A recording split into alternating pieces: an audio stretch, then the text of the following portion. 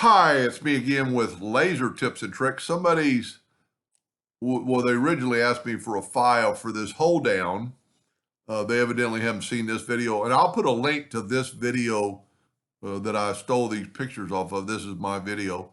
And I do a couple of things different. I cut some 1-inch blocks so I can put my hold downs because you can't put them on the ruler side.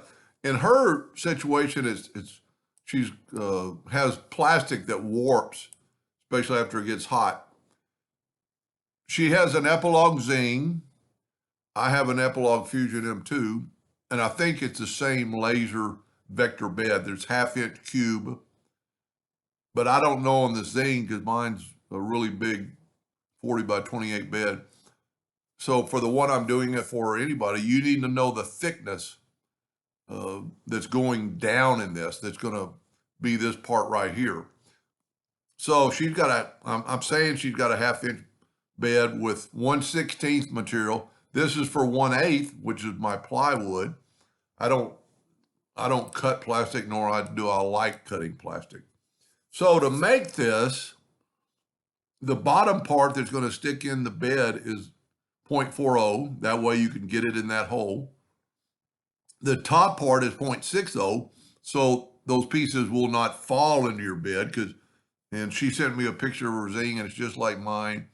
The old Helix is just pulled out, and you could pick up the parts after they fell out. But the newer beds, they're all one piece. So we need to create this. Now, I don't know what the thickness is here, but I'm going to say it's an 1/8 inch. So I'm going to draw an 1/8 inch line, and this is huge. So I'm going to go 0.125, and then because I'm zoomed in really well on everything else. So that's an 1/8 inch thick. Then we need to put this, and this doesn't really matter the thickness of this. This is enough to catch your material.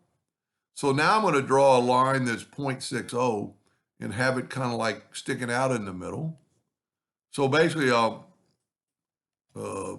center this file. This part doesn't really matter how thick it is.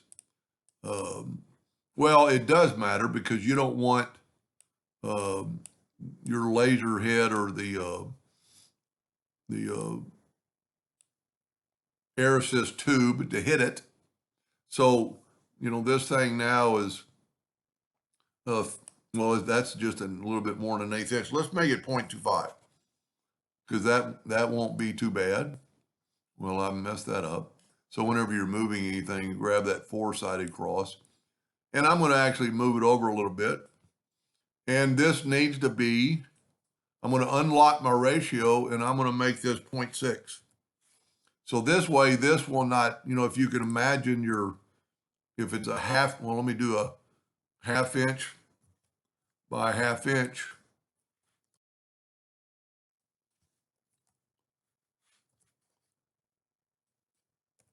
So that is the cube. So by making this 0.6, this part cannot fall down in there, if that makes any sense. I'm going to set my nudge. Well, my nudge distance is already pretty low. I'm going to bring it over a little bit more. So now what we need to do is make the thickness of the item. So we're going to make another rectangle.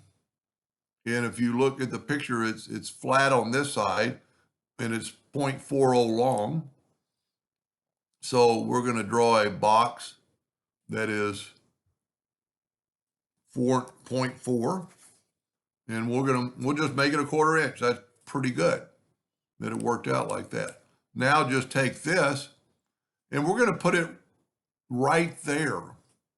Now I'm going to set my nudge distance on 0.5, and I'm going to nudge this down. And then I'm going to set my nudge distance on 1/16. And if you don't know what that is, it's 0.625, I believe, but we'll just do the math. So just type in 1/16 and see it's 0.63 because it's rounding it off. And then nudge it down that far. So this is going to be your thickness of your vector bed and your material, if you can see that. So and I would always test it out or measure it with your parallel dimension tool. You get right there and you see now we're 0.56 and we run it out, we're 0.652. Now this is, I would cut one of these out, and then if it fits, then you can cut some more out. You might want to make it a little bit, well, not really any tighter. You just want to hold it down. So now we're going to get rid of this bottom part, and that's easy enough. Well, you know what? Let me think about this. This actually needs to go over here. So I'm going to hold down my control button and have it snap to there. Now I'm going to take my virtual segment delete key. You don't really have to delete this line, but I'm going to delete that line, and this line. And then there is your part. Always take your Smart Fill tool, fill it in, and that should work. And then I'd left click, right click, and make sure it's a hairline. I would cut that out and see if that doesn't work. So, well, let me bring that 1/2 inch cube back. So if we have, let me delete this one. If we have our 1/2 inch cube, that's going to be your vector bed. This distance right here, let's draw a 1/16 inch piece of material. So if you remember, it was 0.625, well,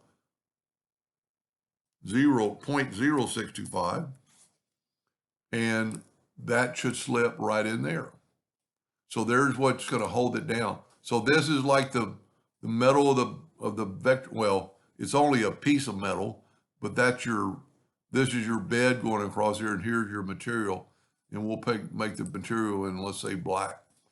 And then that's going to hold it down. And then just make several of them after you test it out to make sure it's right. And there's I make mine out of plywood, and even though she's cutting plastic, you could cut it out of plywood. It would probably be a little bit better than the plastic. It's going to be equally as strong and have a little bit of give to it, because I actually force that down in there. And I'll put a link to the other video that kind of explains it a little bit better maybe. Anyway, I hope that helped a little bit, and thank you for watching.